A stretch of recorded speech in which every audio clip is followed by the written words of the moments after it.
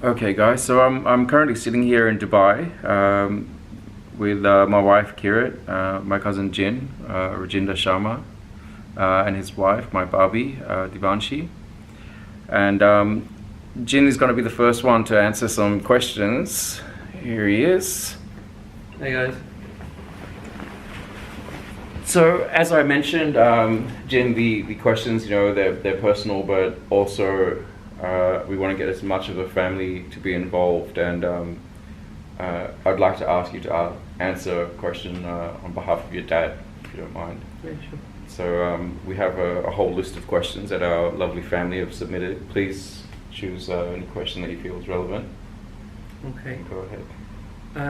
Well, I guess on behalf of my dad, one of the questions I think that Vish kind of asked was why we came to Australia. And I guess it's different for every family as well, the reasons why we moved to Australia. But I think from my dad's perspective, I think he moved to Australia because although he was very much in love with his whole family, and we were so connected in big houses that lived right next to each other with all of his brothers, I think Dad was always the kind of person that in day-to-day life he follows things, no problems, and he just carries on with it, goes with the flow. But he has his flashes of wanting to be someone else, be himself, and show his own ideas. And I think this was just a massive opportunity that he saw to be himself, to do his own thing, and he took it because he doesn't do a lot of adventure stuff, but he does some things you think, was that the same dad? Yeah. How did he come up with this idea? So I think that was just one of those moments he felt was going to be something big that he wanted to do, and obviously it was going to be good for the family as well. He wanted us to sort of get out there and be, his friend had raved about Australia was such a fantastic life. Well, I think it's definitely paid off. It's probably one of the biggest decisions that's been made in our whole extended family, because after you guys moved, we moved soon after, and then the rest of the brothers went, and great decision, and the quality of life that we've all had is probably a direct result because of that. Yeah, it's brilliant, but it did mean that once you all got there, I thought I got to get out of here. Yeah, that's true. That's true. Almost everyone ran back, didn't they? Thanks, Jen. Can I also ask you to answer one on behalf of yourself as well? Okay. So the question... At least one. It could be more than one, sure, but at least one. Sure, I'll answer. I think there's a couple I wouldn't mind answering. One of them is just like, because obviously everyone's starting to ask all these questions, and they're all very deep about what's reality, what's the meaning of life, what's happiness, etc. And it just made me think about, if we asked our ancestors these questions, how would they respond? And just based on my own experience of my elders, I'm sure they'd just respond and say, take that shit to your parents. Like, Yeah. Why are you asking me this rubbish for? Get on with your life already. Like, it goes somewhere else.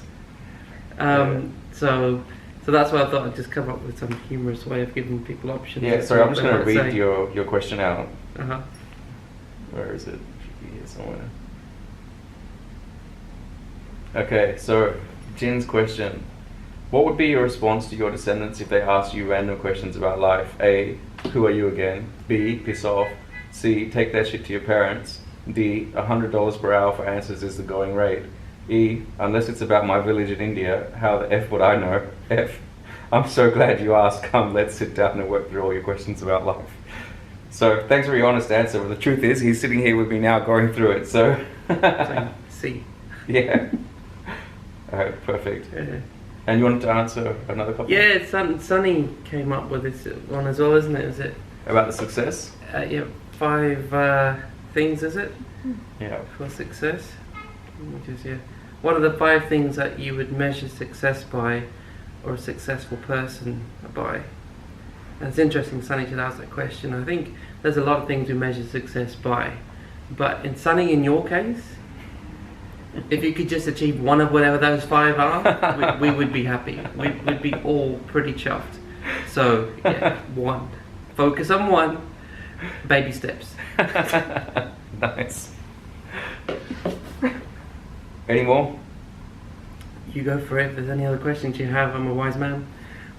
Let me choose one. I'd like you to answer. And thanks for your honesty. You know, it's really important for this project that we answer all these questions in character. We don't want our descendants to I'm think we're honestly all going to boring. answer every question in the most stupid way possible. Yes, so I'm honestly going to do that. So I'm going to ask you my question. Okay. Who do you really think built the pyramids? I think it was a collective effort. You By- know, your dad, my dad.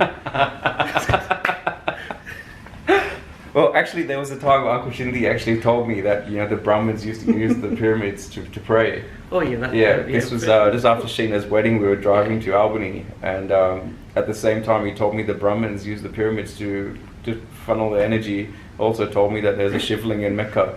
So all very valid points. yeah. It's just like So so if your duty, like as a Brahmin, is to pray, they probably thought their way around it was we will get around to that, but first we need to build this tower, this amazing place that would take us 400 years, and then we might get around to actually praying when we get to the top of it. Yeah, sure. All right, so that's episode 1, guys. That's a wrap. Hope we've set the pace for the